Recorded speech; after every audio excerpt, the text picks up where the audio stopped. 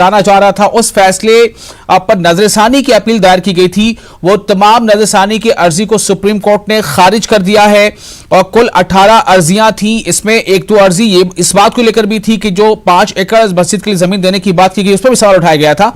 बहरहाल कुल 18 अर्जियां थी। खासतौर से जो मुस्लिम फरीक को जो फैसला सुनाया गया था उसके बिहाफ में, उसके हिमायत में कि इस फैसले पर नजरसानी की जाए, लेकिन 5 जजों की आईनी बेंच ने इस नजरसानी की अपील को डिसमिस कर दिया है, खारिज कर दिया है।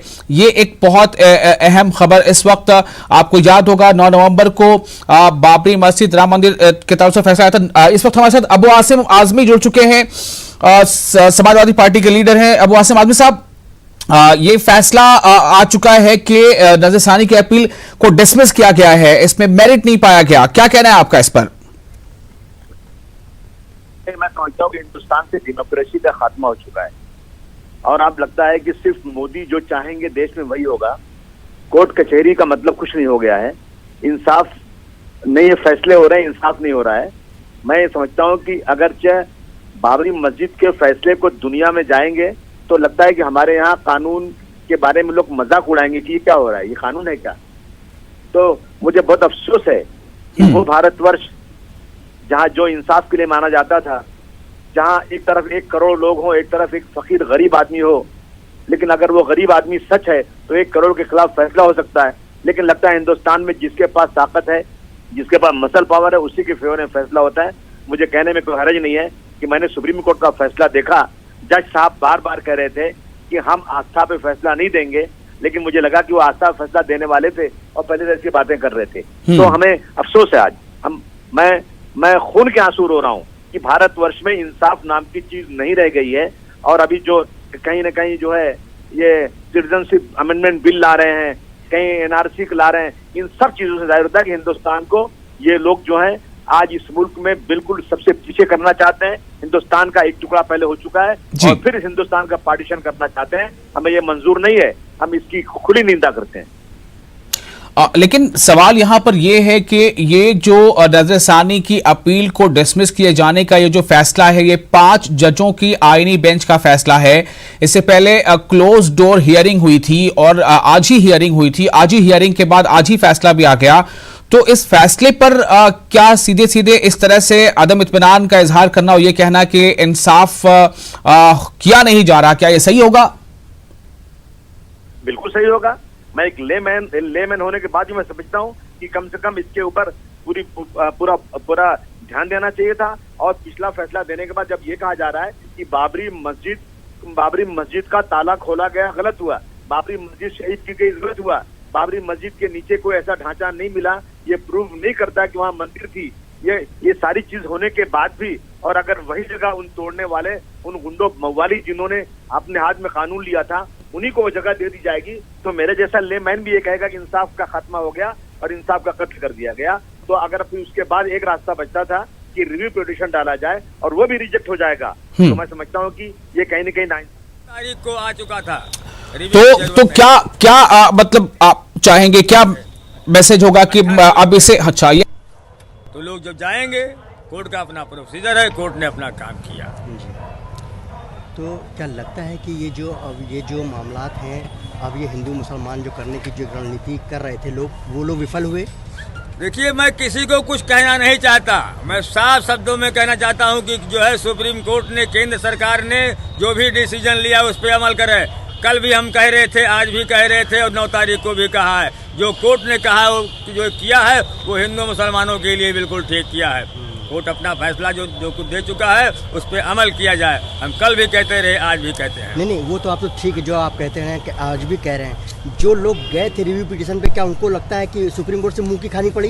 देखिए, वो लोग जो है हिंदू मुसलमान मिल करके जो है 18 लोग थे। हम किसी को कुछ नहीं कहेंगे। जिन्होंने जो कुछ किया उनको इबरत हासिल करना चाहिए था कि जो फैसला कोर्ट ने 9 नवंबर को किया है, यही फैसला रिव्यू में होगा। कोई जो है वो कहीं पे कोई चीज का बदलाव नहीं है। जो कुछ होना था वो 9 नवंबर को हो चुका है।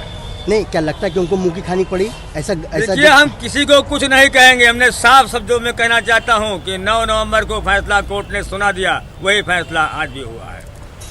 कोर्ट के इस कदम तो इकबाल अंसारी साहब का सीधे तौर पर कहना है कि जो 9 नवंबर को फैसला आया था उन्होंने उसी फैसले पर इत्तेफाक कर लिया था। उनका कहना है कि उसके बाद के फैसले या उसके बाद की कोशिशों पर ये कोशिशें शायद सही नहीं थी, और इनका ये बार बार ये कहना है कि मैंने पहले ही कह दिया था कि 9 नवंबर को जो फैसला है वो हमें कबूल है।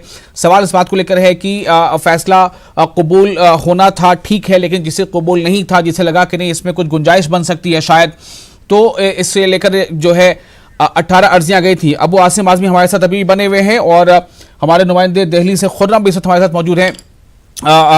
खुर्रम, दिल्ली में अभी अरशद मदनी साहब भी कुछ मीडिया से बात करने वाले थे, क्या कुछ वहां से खबर मिल पाई है इस फैसले पर? क्या रिएक्शन है जमीयतुल हिंद का? देखिए, अभी सिर्फ 2 मिनट पहले ही मैंने मौलाना अरशद मदनी से बात की है।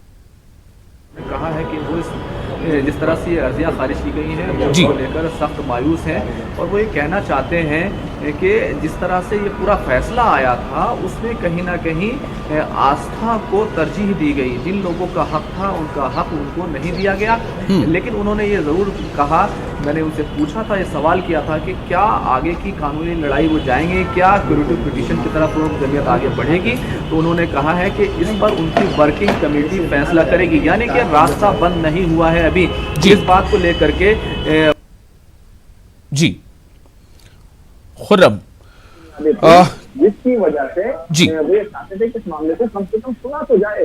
जिस तरह से 1949 में जो जिस तरह से मूर्तियां चबूतरे से जो गुम्मत के नीचे जाती हैं, 1992 में बाबरी मस्जिद को गिरा दिया जाता है और अदालत में फैसले में कहती है कि गैर कानूनी तरीके से हुआ, ये गलत हुआ, ये क्राइम हुआ, तो उसको लेकर के उनकी दलीलें नहीं सुनी गई। उसको लेकर के काफी जो है जमीयत है, वो मुस्लिम फरीक है, वो काफी एक तरह से मायूस नजर आ रहा है। विशाल, तो मैं एक बार फिर से चाहूंगा कि आप बताएं हमारे नाजरीन को, दरअसल आपकी आवाज थोड़ी साफ आ नहीं पा रही थी, कि इसके आगे क्या रास्ता बचता है? कौन सा ऐसा रास्ता है जिस पर बाद में फिर बैठक हो और फिर उसके बाद फैसला लिया जाए कि उस तरफ आगे कदम बढ़ाना है या नहीं बढ़ाना है? देखिए, अगर नजरसानी की जो अर्जियां हैं, उस अर्जी उसके बाद फिर क्यूरेटिव पिटीशन यानी रिव्यू पिटीशन के बाद क्यूरेटिव पिटीशन का एक रास्ता होता है। लेकिन सवाल ये है कि आप उसमें जाना चाहते हैं। हालांकि इससे पहले मौलाना अरशद मदनी और जमीयत और दूसरे लोगों ने कहा था हम वहां तक नहीं जाएंगे। उन्होंने इस बात से भी इनकार किया था इंटरनेशनल कोर्ट ऑफ जस्टिस में जाने का कोई सवाल ही नहीं है। तो देखना होगा कि अब जमीयत उलमा की जो वर्किंग कमेटी है वो क्या फैसला करती है। एक रास्ता है आगे बढ़ने का और उस पर अदालत से फिर से कहने का कि देखिए आपने हमें नहीं सुना है, आप हमें सुनिए, हमारी जो दलीलें हैं वो ठीक है। क्योंकि जिस तरह से देखा जाए तो इस पूरे फैसले को जो मुस्लिम फरीक में है उसने इस बात को बुनियाद बनाया था। कई बातें मुसलमानों के हक में गई, जैसे 1992 में जिस तरह से मस्जिद को गिराया गया बाबरी मस्जिद को, उसमें कोर्ट ने कहा था कि ये गलत हुआ, क्राइम हुआ, और सुप्रीम कोर्ट ने फैसले में ये भी माना कि बाबरी मस्जिद को मंदिर बनाकर मंदिर तोड़कर नहीं बनाया गया था। ये हुआ। और इसके अलावा जिस तरह से सुप्रीम कोर्ट ने अपने फैसले में ये भी माना कि 1949 में चबूतरे से मूर्तियां में गुम्बद के नीचे चली गई थी, वो भी गैर कानूनी था, गलत हुआ था। तो अब इन सब बातों को कहते हुए मुस्लिम फरीक का ये कहना कि हमारी बात सुनी जानी चाहिए थी, गलत हुआ जिन लोगों ने मस्जिद तोड़ी और जिन लोगों ने गलत किया, जुर्म किया, जिन्होंने जुल्म किया उनको भी वो जगह दे दी गई। हमने 5 एकड़ जमीन नहीं मांगी थी, हमें क्यों दी गई? हम बाबरी मस्जिद की जगह नहीं दे सकते, किसी तरह से नहीं दे सकते, उसके बदले में कुछ नहीं ले सकते। ये तमाम दलीलें हैं जो मुस्लिम फरीक की तरफ से दी गई थी। अब एक ही रास्ता है कि क्यूरेटिव पिटीशन में जाया जाए। मिसाल जी, शुक्रिया खुर्रम आपका इस जानकारी के लिए। फिलहाल हम फिर आपके पास वापस आएंगे। तो इस वक्त की एक बहुत अहम खबर, ये सुप्रीम कोर्ट में जो नजरसानी की अपील दायर की गई थी, कुल मिलाकर इसमें 18 अर्जियां थी, जिनमें से 2 निर्मोही अखाड़ा और दो महासभा की अपील थी, जिसमें उन्होंने एतराज जताया था कि ये 5 एकड़ जमीन देने की बात कहां से आ गई है। लेकिन बाकी की जो अर्जियां थी जो इस सवाल को लेकर थी कि जो सुप्रीम कोर्ट की ऑब्जर्वेशंस हैं मस्जिद के ताल्लुक से, उसकी बुनियाद पर देखा जाए तो फैसला कहीं ना कहीं मस्जिद के हक में नहीं आया है, और इसलिए मुस्लिम फरीक ने कई अर्जियां गई थी इसमें। वो तमाम अर्जियां जो है वो सुप्रीम कोर्ट की आईनी बेंच ने, जो 5 जजों की बेंच थी, उन्होंने इसे डिसमिस कर दिया है और उस पे ये बात सामने आ रही है कि इस पिटीशन में, रिव्यू पिटीशन में मेरिट नहीं है, ये बात सामने आई है। अब इससे सवाल ये पैदा होता है कि दरअसल ये एक कानूनी जो है वो बात है कि इसमें मेरिट नहीं है का मतलब क्या समझा जाए, और क्या होता तो मेरिट होता। लेकिन फिलहाल ये खबर है कि जो 18 अर्जियां थी उन तमाम अर्जियों को खारिज किया गया है और ये अब आगे क्या इस पर फैसला लिया जाएगा, क्या इस पर हिकमत अमली तैयार की जा सकती है, या इसे अब ये मान लिया जाएगा कि हिंदुस्तान में रहते हुए जो अदालत उज़्मा है, अदालत उज़्मा ने पहले तो फैसला सुनाया 9 नवंबर को, एक तारीखी फैसला ऐसे बजट कर दिया। अभी तो कोई और लगता है, कहता रहा हूँ मैं कि बगैर सुप्रीम कोर्ट के सीनियर एडवोकेट के मशवरे के आइंदा के बारे में कुछ नहीं कर सकता हूँ अभी। Yes, I personally feel that it is very unfortunate that the Supreme Court has not entertained our review petitions in spite of there being so many glaring and apparent errors. But without looking into the Supreme Court order, we cannot say as to what should be our next step.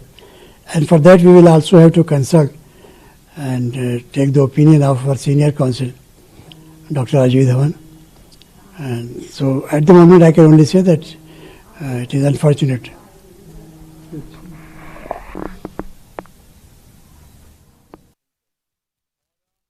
अब ज़फ़रयाब जिलानी साहब को आप सुन रहे थे। ज़फ़रयाब जिलानी साहब का कहना है कि हालांकि अभी इस पे फैसले को पूरा हम नहीं सुन पाए हैं, लेकिन हम पहले उसे सुनेंगे और फिर अपने सीनियर काउंसिल से इस पे मशवरा लेंगे कि आगे क्या किया जा सकता है। इसी बीच आपको बता दें कि अरशद मदनी साहब जो जमात उलमा हिंद के सरबराह हैं, वो क्या कह रहे हैं इस ताल्लुक से, इनको सुनते हैं। ऐसा नहीं है कि सारी रिव्यू पिटीशन जो होती हैं उनको खारिज ही कर दिया जाता है, बल्कि सुना भी जाता है।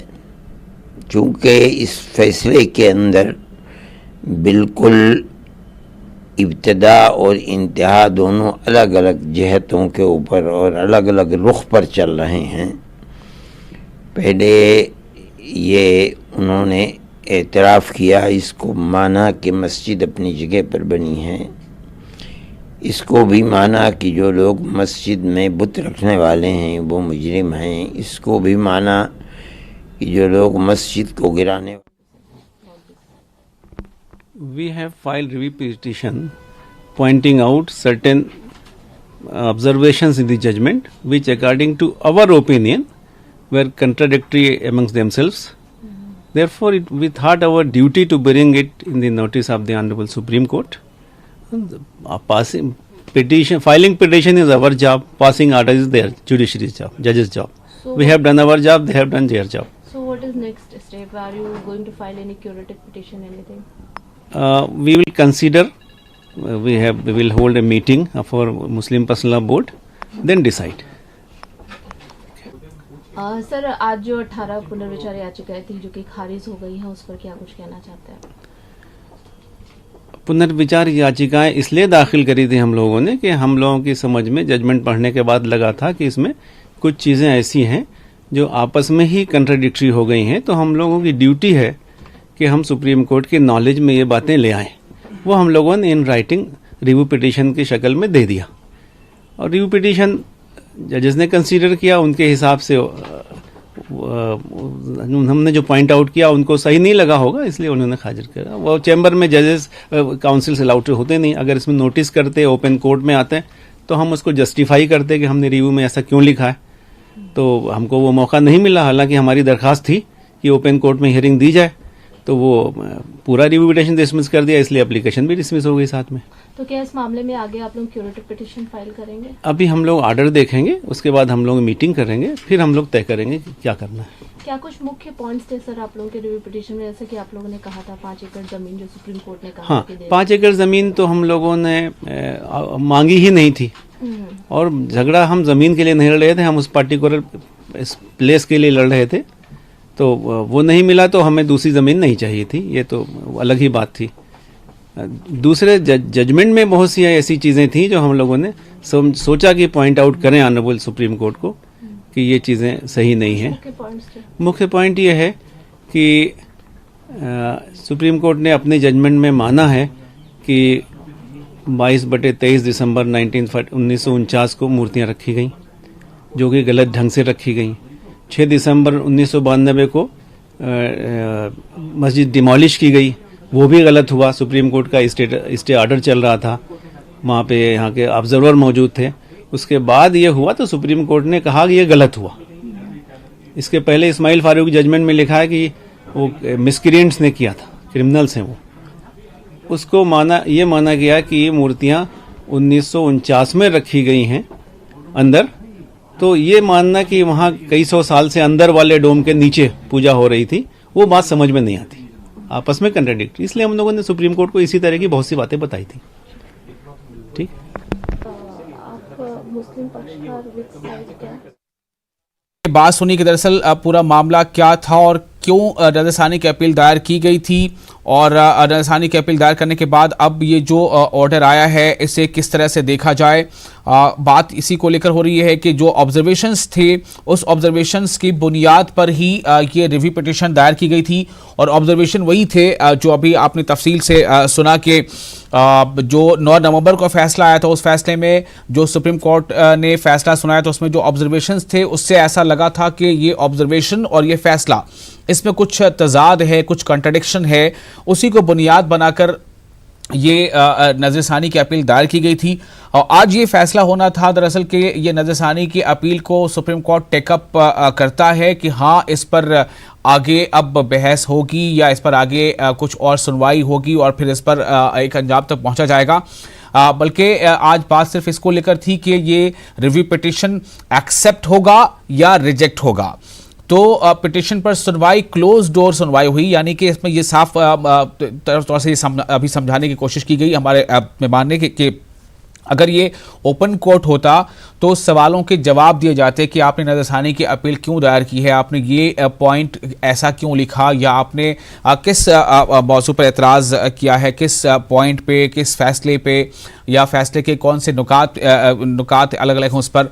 तो चूंकि इसका मौका नहीं मिला, ये क्लोज डोर हियरिंग हुई और उसके बाद ये सामने आया कि जो अर्जी दायर की गई थी उस अर्जी पर क्लोज डोर हियरिंग हुई, सीधे पर सवाल जवाब नहीं हुआ। क्लोज डोर हियरिंग के बाद सीधे तौर पर ये इसे खारिज कर दिया गया, और ये खारिज किया गया। इसमें 5 जजों की बेंच थी। आपको याद होगा कि पिछले मामले में भी जो 5 की बेंच जो सुनवाई कर रही थी उसमें उस वक्त chief justice of India CJI Ranjan Gogoi शामिल थे, लेकिन इस बार उनकी जगह कोई और था, क्योंकि वो अब है नहीं, उनका वो रिटायरमेंट हो चुकी है उनकी। बहरहाल ये 5 जजों की बेंच थी, और इन 5 जजों की बेंच ने इस पिटिशन को, जिसमें कुल तादाद 18 बताई जा रही है, इन 18 में से हिंदू महासभा और निर्मोही अखाड़ा के पिटिशन थे। इनका एतराज़, इनमें एक पिटिशन में एक बात थी कि ये 5 एकड़ ज़मीन जो है मुस्लिम फरीक को आखिर क्यों दी गई सुन्नी सेंट्रल वक्फ बोर्ड को, उस पर उनका पिटिशन पर नजरसानी करने की बात थी। और दूसरा ये था कि एक फरीक का ये कहना था कि जो गाइडलाइन दी थी, जो हिदायत थी कि मंदिर की तामीर को लेकर, कि मंदिर की तामीर लेकर एक ट्रस्ट बनेगा, उसमें निर्मोही अखाड़ा को भी शामिल किया जाना चाहिए। अब तो कई मामला थे। कुल मिलाकर जो मुसलमान फरीक यानी मुस्लिम फरीक जो बाबरी मस्जिद के हक में फैसला चाहते थे या उस पर अपनी बात को रखना चाहते थे, उसमें 10 से ज़्यादा अर्जियां थीं, और इन अर्जियों में इसी को बुनियाद बनाई गई थी कि 9 नवंबर का जो फैसला था सुप्रीम कोर्ट का, उस फैसले में जिन ऑब्जर्वेशंस को सुप्रीम कोर्ट ने हाईलाइट किया था, अपने फैसले का अहम जुज़ बनाया था, उन ऑब्जर्वेशंस में और जो फाइनली जो फैसला आया जिसमें वो मुतनाज़ा ज़मीन या जगह रामलला को दी गई, उस पर यह एतराज़ उठाया गया था। फिर से एक बार आपको सुनाते हैं कि इकबाल अंसारी क्या कह रहे हैं, जो इस मामले के एक फरीक थे, उनका क्या बयान है। जो कोर्ट ने कहा है, कोर्ट ने तो जो है केंद्र सरकार को जो है कहा है कि तुम मस्जिद भी बनाओ, मंदिर भी बनाओ। पूरी दुनिया को शांत करने का यही एक तरीका था जो कोर्ट ने अपनाया। हमने कोर्ट का सम्मान किया। आज लोग रिव्यू में जो लोग गए हैं, जब कोर्ट का फैसला जो है 9 तारीख को आ चुका था, रिव्यू की जरूरत नहीं थी। हिंदू मुसलमान मिलके 17 लोग गए थे, 18 लोग गए थे। तो लोग जब जाएंगे कोर्ट का अपना प्रोसीजर है, कोर्ट ने अपना काम किया। देखिए, मैं किसी को कुछ कहना नहीं चाहता, मैं साफ शब्दों में कहना चाहता हूं कि जो है सुप्रीम कोर्ट ने, केंद्र सरकार ने जो भी डिसीजन लिया उस पर अमल करे। कल भी हम कह रहे थे, आज भी कह रहे थे और 9 तारीख को भी कहा है, जो कोर्ट ने कहा है, जो किया है वो हिंदू मुसलमानों के लिए बिल्कुल ठीक किया है। अयोध्या प्रकरण में पुनर्विचार याचिका पर आज जिस तरह का निर्णय आया है, उस याचिका को खारिज किया है, हम स्वागत करते हैं और तमाम देशवासियों को बधाई देना चाहते हैं कि जो चंद लोग देश का माहौल खराब करना चाहते थे, माननीय सर्वोच्च न्यायालय ने उनकी याचिकाओं को खारिज कर दिया है, क्योंकि ये वो लोग हैं जो देश के अच्छे माहौल से कभी खुश नहीं रहते हैं, देश के माहौल को खराब करने का प्रयास किसी न किसी बहाने किया करते थे और पुनर्विचार याचिका को लेकर बार बार हाय तौबा मचा रहे थे। न इनके पास पहले तथ्य थे जब निर्णय आया था और न आज पुनर्विचार याचिका लेकर जब गए, न इनके पास आज कोई तथ्य थे। इसी आधार पर माननीय सर्वोच्च न्यायालय ने एक बार फिर से इस याचिका को खारिज किया है। हमारी सबकी, पूरे देश की जीत हुई है, अपने आप में देश के सौहार्द और एकता और अखंडता की जीत हुई है और वो शक्तियां नाकाम हुई हैं जो देश का माहौल खराब करना चाह रही हैं। कहता रहा मैं कि बगैर सुप्रीम कोर्ट के सीनियर एडवोकेट के मशवरे के आइंदा के बारे में कुछ नहीं कह सकता हूँ अभी। Yes, I personally feel that it is very unfortunate that the supreme court has not entertained our review petitions in spite of their being so many glaring and apparent errors, but without looking into the Supreme Court order, we cannot say as to what should be our next step. And for that we will also have to consult and take the opinion of our senior counsel, Dr. Ajit Dhawan. And so at the moment I can only say that it is unfortunate. तो जफर याब जिलानी कह रहे हैं कि ये unfortunate है, वो इतना ही कह सकते हैं। जफर याब जिलानी इस वक्त हमारे साथ सीधे तौर पर फोन लाइन पर भी जुड़ चुके हैं। जफर याब जिलानी साहब, अभी आपका बयान ही चल रहा था, अब सवाल आपसे सीधे तौर पर है, आप इस फैसले को जो नजरसानी की अपील खारिज करने का फैसला है, इस पर सबसे पहले आप अपनी पूरी बात रखिए।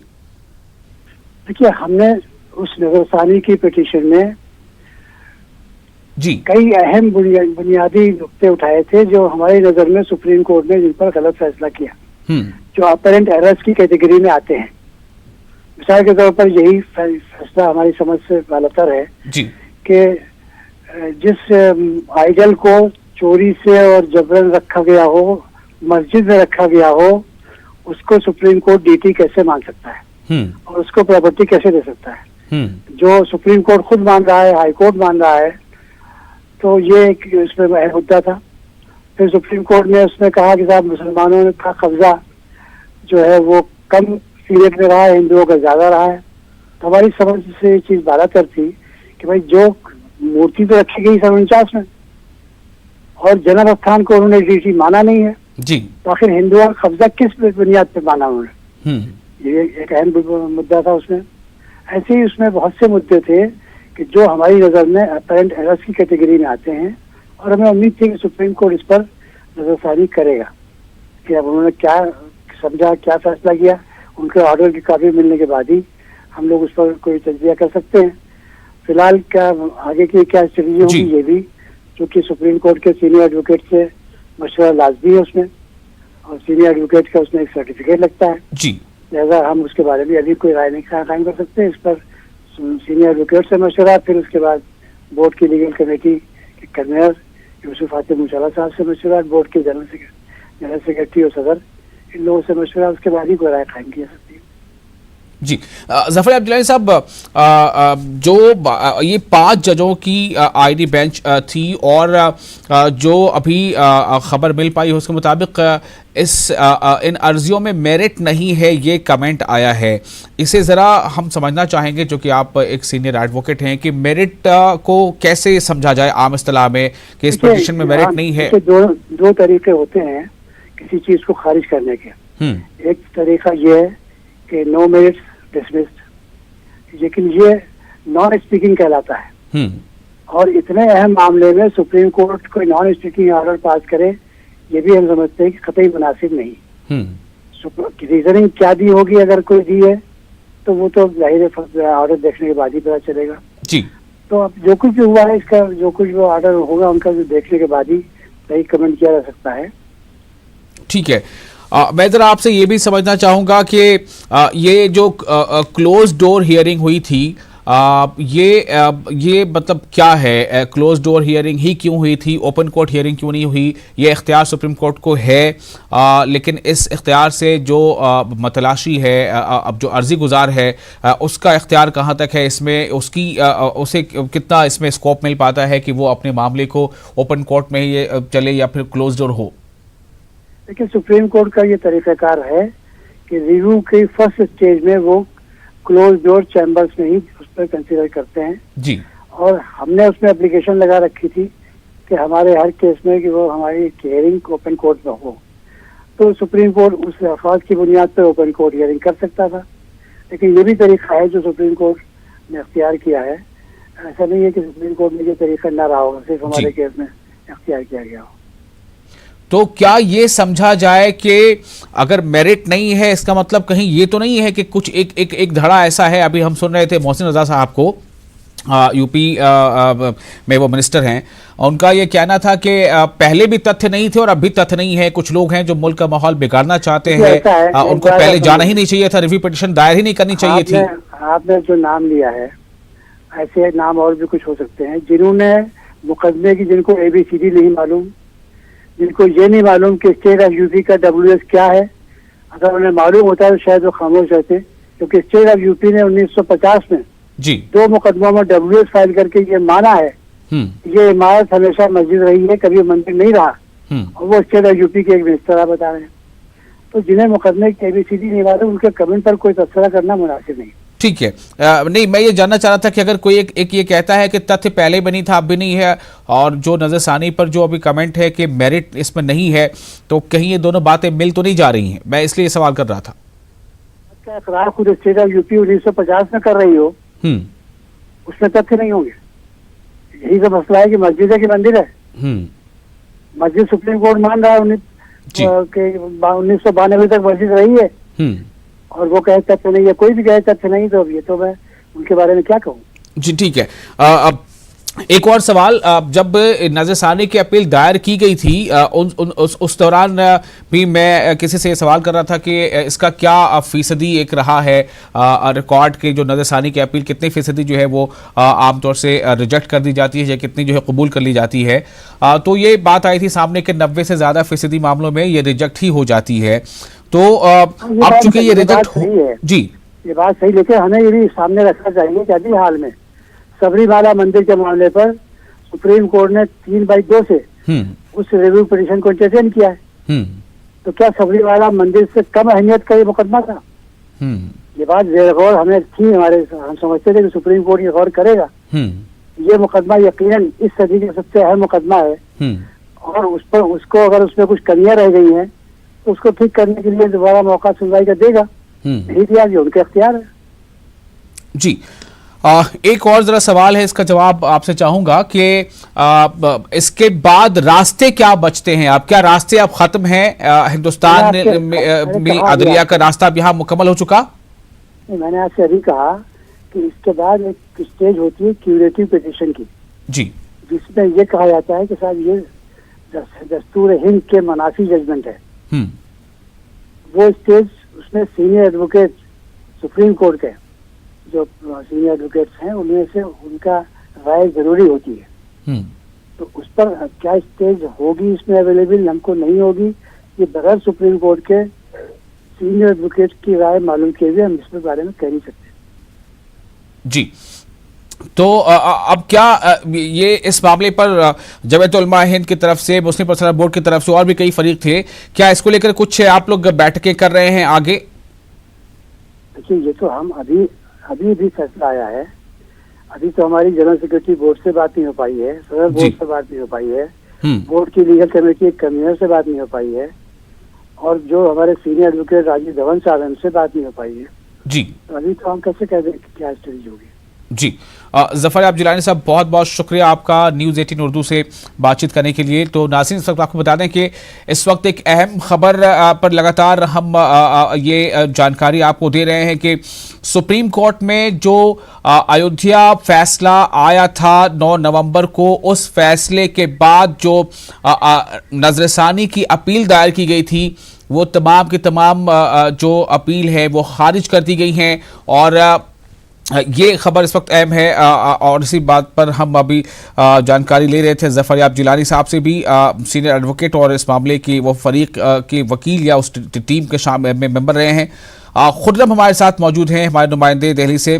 खुर्रम, अभी ज़फ़र याब जिलानी साहब से बात हो रही थी, उनका सीधे तौर पे ये कहना था कि जब तक पूरे ऑर्डर को पढ़ ना लिया जाए किसी तरह की कोई बात सीधे तौर पे कहना सही नहीं है। लेकिन जो खबर सामने आ रही है वो यही है कि मेरिट नहीं है, इस बुनियाद पर अर्जी जो है वो खारिज की गई है।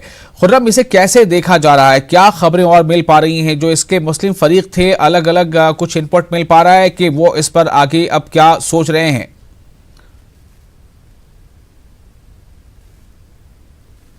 अभी मेरे पास जो सीधा इनपुट आया है वो जमीयत की तरफ से आया है कि उनकी जो मजलिस आमला है वो इस मामले को देखेगी। आमतौर से 15 दिन के नोटिस पर मजलिस आमला बुलाई जाती है और आपको मालूम हुआ कि जमीयत उलमा वो ऐसा फरीक था जो सबसे पहले सुप्रीम कोर्ट में इस मामले को लेकर गया था। तो अभी पहला आमला देखेगी और उसके बाद क्यूरेटिव पिटीशन का जो रास्ता है क्या उसको देखा जा सकता है, क्या आगे बढ़ा जा सकता है, उस पर जो है जमीयत आगे बढ़ सकती है। लेकिन मौलाना अरशद मदनी से अभी मेरी बात हुई तो उन्होंने ये साफ कर दिया है कि वो इस मामले को लेकर के बहुत मायूस हैं, क्योंकि कई तरह के ग्राउंड थे जिसकी वजह से वो समझते थे कि इस मामले की समाअत ज़रूर होगी। सबसे बड़ा ग्राउंड ये था कि जिस तरह से सुप्रीम कोर्ट ने यह माना था कि मंदिर तोड़कर बाबरी मस्जिद को नहीं बनाया गया, एक सबसे बड़ा ग्राउंड तो ये था। दूसरा ग्राउंड ये था कि जिस तरह से सुप्रीम कोर्ट ने यह माना था 1949 में चबूतरे पर जो मूर्तियां थी उनको वहां से मेन गुंबद के नीचे ले जाकर रखा गया, ये गैर कानूनी अमल था। इसी के साथ साथ सुप्रीम कोर्ट ने अपने फैसले में यह भी माना था 1992 में जिस तरह से बाबरी मस्जिद का निदाम किया गया वो क्राइम था, वो जुर्म था। तो ये तीन ऐसे ग्राउंड थे जिसकी वजह से सब लोगों को उम्मीद थी कि सुप्रीम कोर्ट इस मामले में नजरसानी करेगा। लेकिन सुप्रीम कोर्ट ने तमाम चीज़ों को अलग करते हुए कहा कि जिस तरह का ऑर्डर आया है उसमें साफ तौर पर कहा गया उन्हें कोई ऐसा ग्राउंड नज़र नहीं आता जिसकी वजह से तमाम जो 18 की 18 नजरसानी की अपील हैं या अर्जियाँ हैं उनको खारिज किया जाता है। हालांकि अलग अलग अर्जी में अलग अलग बात की गई थी। कई अर्जियां इस बात को लेकर गई थी कि खासतौर से हिंदू महासभा की जो अर्जी थी जिसमें कहा गया था 5 एकड़ ज़मीन जो मुस्लिम फरीक को दी गई है वो गलत तरीके से दी गई है जी। नुरमी अखाड़ा इस बात को लेकर के गया था कि भले ही अदालत ने जो फैसला दिया उसमें उनका कोई रोल नहीं है, हालांकि वो इससे पहले राम मंदिर का जो पूरा इशू है उसमें कहीं ना कहीं निगहबान की हैसियत उनकी थी। तो ये तमाम अलग अलग तरह की जो अपीलें अर्जियाँ थी वो सुप्रीम कोर्ट गई थी, लेकिन सुप्रीम कोर्ट ने तमाम को खारिज कर दिया है। अभी जमीयत की तरफ से पहली बात यही आई है कि उनकी वर्किंग कमेटी देखेगी क्या इस मामले में क्यूरेटिव पिटीशन दाखिल की जा सकती है, आगे का फैसला फिर बाद में होगा। तो खुर्रम, ये काफ़ी अहम है कि आगे क्या फैसला लिया जा सकता है। अब इसी के साथ दो और जो आपने जिक्र किया कि जो अर्जियां थी एक इस बात को लेकर थी कि जो 5 एकड़ जो लैंड अलॉट किया गया है सुप्रीम कोर्ट की जानिब से सुन्नी सेंट्रल वक्फ बोर्ड को, उसकी क्या ज़रूरत थी, उसे नहीं दिया जाना चाहिए, इसके खिलाफ एक अर्जी थी। दूसरा यह था कि जो ट्रस्ट बनाए जाने की बात कही गई थी सुप्रीम कोर्ट से फैसले में, उस ट्रस्ट में उसका कोई रोल होना चाहिए, उसे कोई जानकारी नहीं है, तो रोल की बात ही नहीं सामने आ पा रही है, ऐसा क्यों है? क्या उनकी तरफ से भी कोई अर्जी इस कोई इनपुट मिला है, कोई रिएक्शन आया है?